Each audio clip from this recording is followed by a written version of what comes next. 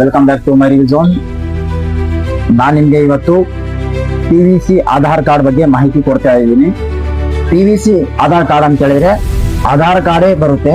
So ಅದು PVC ಆಗಿರುತ್ತೆ, ಅಂದ್ರೆ ನಿಮ್ಗೆ ಈ ತರ PVC ಆಗಿ ಬರುತ್ತೆ, ಅಂದ್ರೆ ನಿಮ್ಗೆ ಫುಲ್ ಖಡಕ್ ಆಗಿರುತ್ತೆ. ಇದು ಆಧಾರ್ ಕಾರ್ಡ್ಗಿನ್ನ ಫುಲ್ ಫಿಸಿಕಲ್ ಇರುತ್ತೆ, ಸೇಮ್ ಪ್ಯಾನ್ ಕಾರ್ಡ್ ತರ ಇರುತ್ತೆ. ಇದು PVC ಕಾರ್ಡ್ ಅಂತ ಹೇಳ್ತಾರೆ.